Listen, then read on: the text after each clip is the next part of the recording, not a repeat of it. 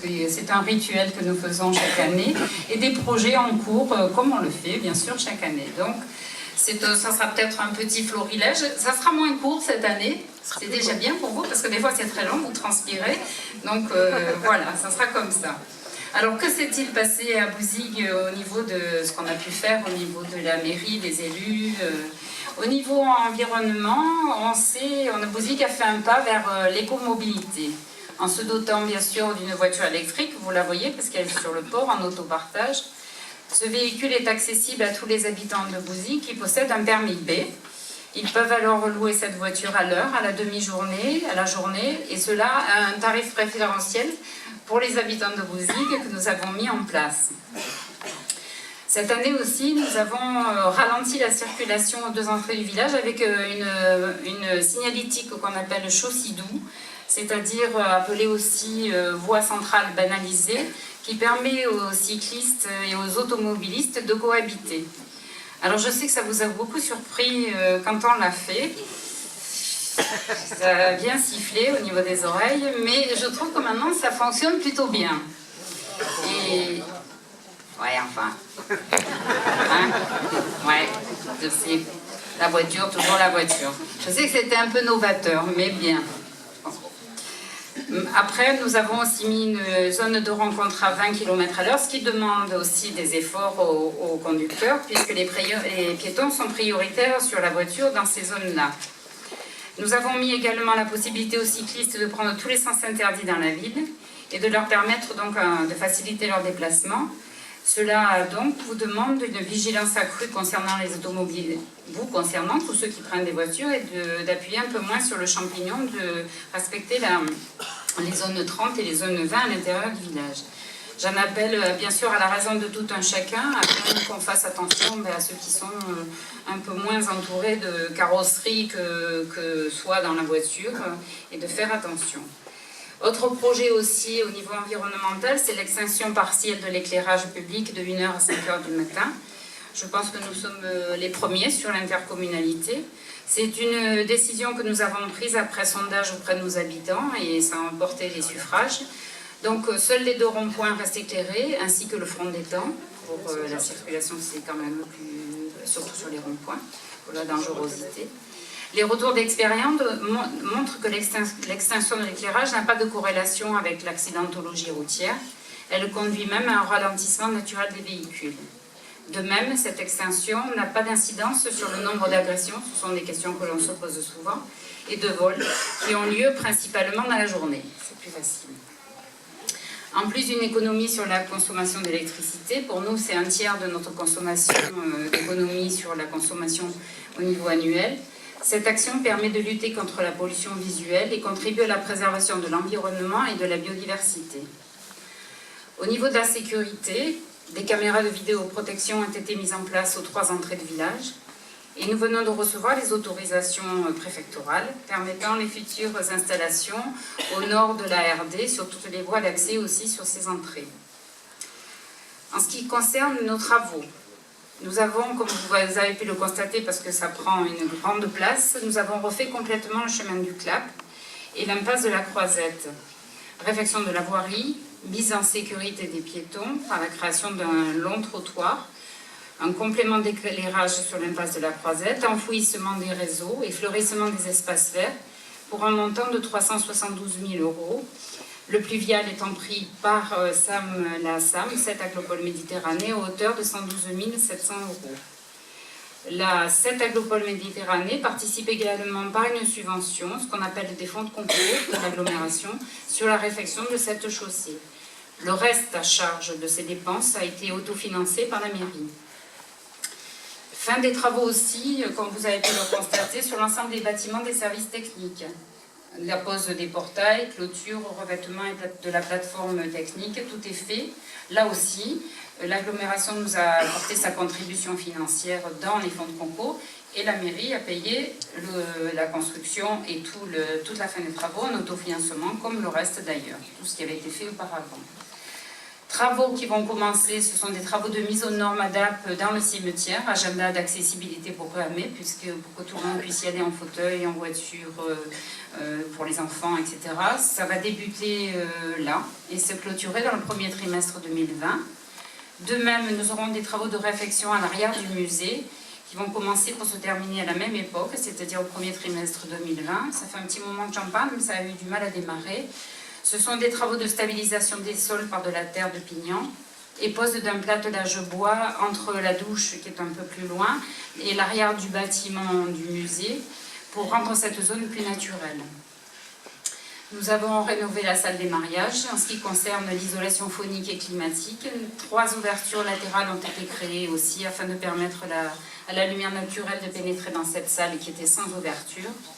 La porte d'entrée a été remplacée par une porte vitrée aussi aux normes handicap, en vitrage sécurisé, et une grille extérieure a été placée. Le plafond a été remonté afin de donner plus de hauteur à cette salle dédiée au mariage, aux conseils municipaux, ainsi qu'à des réunions publiques ou à d'autres usages. Je pense que vous avez commencé à la voir pour le marché de Noël, elle n'était pas terminée, mais ça y est, c'est terminé complètement. Ce chantier a été effectué effectivement par des entreprises locales, comme souvent, mais également par nos services techniques qui se sont occupés de ce chantier au niveau de l'électricité, des peintures et aussi de la préparation du chantier parce qu'il fallait tout démonter. Des travaux de réfection également du réseau d'eau, chemin des Cambeliers, chemin de la Bergerie ont été terminés. Le revêtement de la fin de la rue Gaston-Auger a été fait aussi cette année. Au niveau de la rue des Flots Bleus, réhabilitation du réseau d'assainissement, renouvellement de la conduite d'eau potable et des branchements et reprise de la voirie. Ceci est une compétence de cette agglomération Méditerranée et je remercie M. Comen, notre président. En ce qui concerne la culture, en partenariat avec le Théâtre Molière de Sète, Bouzigues a accueilli la représentation d'Othello de Shakespeare en février 2019. Et en avril 2019, le ballet Gisèle, précédé d'un stage de danse in situ à Bouzigues africaine, avant de se rendre au théâtre pour assister à ce ballet Gisèle, mais sous une version afro-contemporaine. La société sur le port, la société SCE Créocéan, a été choisie après un appel d'offres pour s'occuper des études concernant les futurs aménagements portuaires, ainsi que les études des aménagements des 3 places attenantes, place du Belvédère, place de la Mairie et place de la Golette. Vous avez pu voir il y a quelques semaines l'imposante grue mise en place pour permettre des sondages géotechniques afin de préciser la nature des lieux et les conséquences sur le dimensionnement des ouvrages futurs. En ce qui concerne le sport, on a acheté cette année un local sur l'avenue Louis Tudesque et nous sommes en rénovation complète afin de créer un local voile avec vestiaire, toilettes, douche et bureaux. Les travaux ont commencé en début d'année. Sur l'enfance, il y a eu un travail de fait aussi au centre de loisirs sur une pièce de Sylvia Fardel, qu'on appelle le cahier magique, dans lequel les enfants ont pu être acteurs, mais aussi journalistes, régisseurs ou décorateurs. Donc une belle expérience pour eux. Et puis ça a été l'année de la sensibilisation des enfants avec la participation au grand voyage en bateau de l'association Planète en commun, de la famille Thollemer et de leur fils Gabriel, qui fait en ce moment l'école buissonnière, mais qui était scolarisé jusqu'en septembre l'année dernière dans notre école. Donc des contacts suivis des enfants de l'école avec leurs copains par les réseaux sociaux pour échanger sur les aventures, sur les démarches aussi de sensibilisation, sur la déforestation, sur les animaux en voie de disparition, mais pas que. Échange aussi sur la préservation des ressources naturelles et sur la découverte des autres pays du monde. Le Sénégal, rencontre avec des habitants des îles Siné Saloum, qui ramassent aussi des huîtres qui grossissent au pied de la mangrove. Puis voyage vers le Cap-Vert, l'Uruguay, l'Argentine et Ushuaia en Patagonie où ils viennent d'arriver. C'est une très belle aventure pour cette famille, qui n'a pas toujours été facile pour eux, mais aussi pour nos enfants de l'école qui se sont passionnés de l'aventure de Gabriel, leur copain. Cette année, et François, je te remercie pour ça, parce que l'année dernière, j'en avais parlé très lourdement aux vœux. Sur les déchets, nous avons donc maintenant, comme vous avez pu le constater, des containers enterrés dans le centre ancien près de l'église, qui ont remplacé nos containers aériens, qui eux-mêmes ont remplacé les sachets que nous avions accrochés aux façades. Ça a duré des années, cette histoire. Donc c'est terminé. Des travaux aussi dans l'enceinte et aux abords de la déchetterie ont eu lieu. Un effort conséquent a été réalisé afin d'accueillir au mieux les professionnels de la restauration, qui, comme c'était déjà le cas auparavant, avaient un accès réservé, qui leur était réservé, sans restriction d'horaire à l'espace qui leur est dédié et que vous connaissez. Celui-ci est désormais sécurisé par un système d'éclairage avec un accès privé et une mise en place de clés prisonnières. C'est-à-dire qu'ils peuvent ouvrir, mais pour récupérer la clé, il faut qu'ils referment la porte. Un passage surélevé a été créé afin de faciliter le dépôt journalier des déchets dans les bennes. Celles-ci sont posées sur une dalle béton où un siphon central évacue les jus dans le réseau d'assainissement. C'est beaucoup mieux.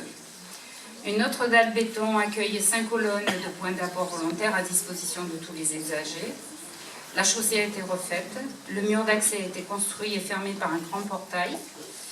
Les enduits des murs ont été posés. Désormais, une benne destinée à récupérer vos appareils ménagers est également disponible à l'intérieur de la déchetterie. Ce coût des travaux de la déchetterie dans sa forme actuelle, le montant, c'est de 100 000 € de travaux quand même. Donc, je tiens tout particulièrement à remercier François Comène et aussi les équipes du service déchets pour tout ça, tous ces travaux sur notre commune, et aussi pour leur écoute attentive. La bonne gestion des déchets est un point sensible sur le territoire. Alors un grand merci de leur aide. Comme vous pouvez le constater, je parle souvent de l'agglomération. Et c'est le cas parce que depuis 2017, nous avons changé. Nous sommes maintenant 14 communes. C'est une communauté d'agglomération avec des compétences sur des sujets qui nécessitent un traitement à un niveau de territoire et non pas au niveau de la commune. Avec notamment le développement économique, la promotion touristique, la politique du commerce, le pluvial urbain et l'assainissement, la collecte et le traitement des déchets, le schéma de cohérence territoriale, la construction et l'entretien des équipements culturels et sportifs, la mise en valeur des espaces naturels protégés et remarquables, le soutien aux structures d'insertion économique et sociale, l'organisation de la mobilité. Bouzigues, en tant que commune, comme toutes les 14 communes de notre agglomération, a sa place dans cette fédération des communes pour nous permettre de concevoir un territoire dynamique, talentueux et cohérent, afin que nous puissions y habiter, mais aussi travailler, se déplacer facilement, se divertir, faire du sport et protéger notre environnement. La ville de Bouzigues et moi-même et les élus, je représente la commune à l'agglomération, travaille pour le territoire sur tous ces sujets, mais ça ne me fait pas oublier qui nous sommes. La saveur d'un territoire est faite de la diversité et de la singularité de chacune des entités. Et la diversité des communes font aussi la richesse des paysages en France. Et nous souhaitons tous que Bouzigues reste ce petit village au bord des temps, avec ses propres projets, sa propre détermination et ses propres envies et besoins. C'est le cas, et cela le restera.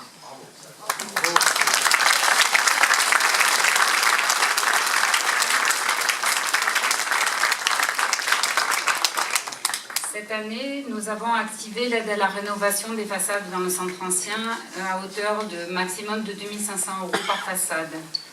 Cette subvention municipale peut être aussi additionnée avec l'aide de la SAM, qui contribue également à l'obtention du même montant. Le 2500, c'est un maximum, ça fait 5 000 €. Normalement, c'est 20% du montant des travaux. Et ça peut aller jusqu'à 5 000 € au total si vous faites toute une maison qui donne sur la voie quand même. Hein.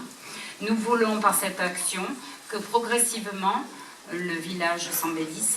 Et c'est exactement le cas. Cette année, nous avons eu 4 dépôts de ravalement de façade. Donc voilà, ça a bien commencé et ça va se poursuivre. Nous avançons aussi vers la fin de notre mise en place de notre aire de valorisation de l'architecture et du patrimoine. C'est un peu barbare. Et pour expliquer justement à nos habitants, nous avons mis en place 3 balades patrimoniales qui ont eu lieu à 3 dates différentes sur les 3 zones conservées par notre AVAP. Le bâti, dans le centre-ville, l'écriture du paysage dans le milieu naturel et dans la zone conchilicole. Ces balades ont été animées par une conteuse associée à une architecte paysagiste. Le but des élus dans l'AVAP est d'accompagner le renouvellement du village sans le défigurer, parce que nous souhaitons tous, bien sûr, conserver son identité et son authenticité. Sur le diaporama que nous vous avons présenté tout à l'heure, et vous avez pu voir en même temps le film que nous avons réalisé il y a 2 ans, donc on retrouve nos habitants, c'est toujours un film assez sympathique à voir. Nous avons mis aussi des photos des incendies qui ont ravagé notre commune et celle de Loupian, et que nous avons subi à 2 reprises, un peu en juillet 2019, mais surtout en septembre 2019. La commune a été très marquée par l'incendie du 8 septembre qui a détruit 300 hectares. Un petit malaise ? C'est non. Donc la commune a été très marquée par l'incendie du 8 septembre 2019 qui a détruit 300 hectares sur les 2 communes. À Bouzigues, le feu s'est arrêté au mur des habitations, chemin de Maine, des Esparias et des Cambeliers, et a menacé la station-service et la zone conchilicole. Tout cela devant les yeux des habitants de cette zone, angoissés et réfugiés sur le rond-point ouest de la ville. Nous devons notre salut au balai incessant des Canadaires qui ont arrosé l'incendie sans relâche pendant des heures, ainsi qu'à la coordination sans faille de tous les pompiers réquisitionnés et de la gendarmerie.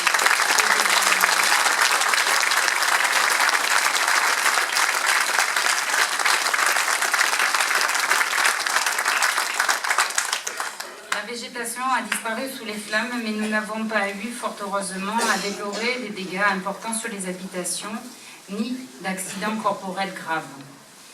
Ça n'aurait pas été possible sans la forte mobilisation de tous les professionnels. Je souhaite vivement féliciter et remercier nos pompiers et tous ceux des autres centres qui nous ont rejoints. Je voudrais remercier la gendarmerie qui a protégé la population et la circulation à ce moment-là. Et bien sûr les pilotes des Canadaires qui, grâce à la présence de l'étang, leur ont permis de faire des rotations à une fréquence très élevée pendant plusieurs heures. Un grand merci tout particulier à notre centre de secours de Bouzigues et à tous les hommes et les femmes qui le constituent et qui bénévolement et grâce à leur dévouement quotidien sauvent des vies humaines, mettent à l'abri des biens et des personnes de jour comme de nuit, la semaine comme le week-end. Ils veillent et interviennent pour que nous ayons les meilleures chances de nous en sortir. Merci au chef de notre centre de secours, Olivier Archambault, et à toute son équipe qui méritent effectivement nos félicitations et vos applaudissements.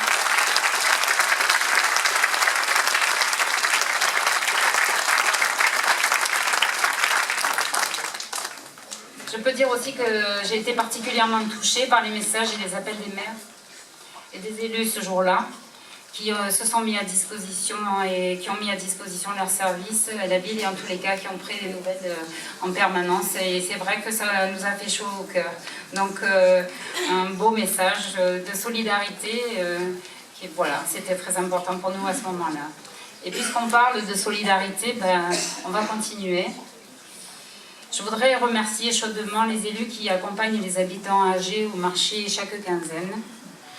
Je voudrais remercier, et je sais qu'ils sont là, Gérard et Paquita, qui accompagnent en promenade légère à la différence des grandes randonnées pour aider à l'activité physique et permettre le lien social. Je voudrais remercier Pierrette. Elle est là aussi, qui fait l'aide aux devoirs bénévolement à l'école et qui aide à l'alphabétisation de notre famille de Syriens installés sur notre commune depuis quelques mois. Je voudrais remercier Magali et Monique, qui œuvrent bénévolement à la bibliothèque depuis de nombreuses années. Je voudrais remercier tous ceux du village qui restent vigilants à leurs voisins. Je voudrais remercier tous les présidents et présidentes d'associations qui s'investissent au bien-être, au divertissement, aux traditions, aux liens sociaux des habitants de Bouzigues. Merci au temps qu'ils y consacrent, à la responsabilité qu'ils en ont et à la belle énergie qu'ils dégagent pour la grande joie de nos habitants, petits et grands. Un grand merci au service du CLAE qui, en plus de leurs fonctions, amènent les enfants à leurs activités dans le village. Et je dis, c'est du sur-mesure. Merci aux services techniques qui nous régalent de leurs compétences et de leurs contributions pour rendre le village plus beau. Merci aux services du port qui se font un point d'honneur à être environnementalement parlant, irréprochable. C'est une phrase étrange, je ne sais même pas si ça le dit. Merci à Manuel, notre policier municipal, pour sa surveillance permanente du village et qui veille à sa tranquillité. Merci à Marielle et à Solange à la Poste qui gèrent parfaitement le nouveau service de notre poste communal. Ce service de proximité ne disparaîtra pas et est donc formidablement tenu. Merci à notre staff féminin de la mairie. Ils sont là, toujours souriantes, à l'écoute et dévouées à leurs nombreuses missions, qu'elles portent avec beaucoup de dévouement à la commune. Comme on se le dit souvent, à Bouzigues, on est petit, mais on acquiert les compétences des grandes villes par nécessité.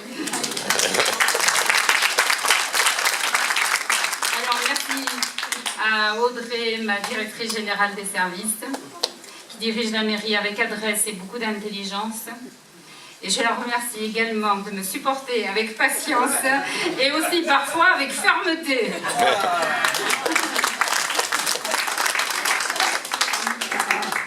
Cette année aussi, je leur dis souvent, mais bon, peut-être pas assez.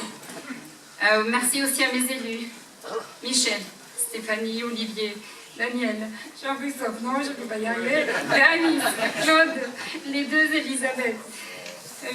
Virginie, Sylvain, Ghislaine, Patrick et Fabrice pour ces si belles années passées ensemble au service de notre ville et des habitants.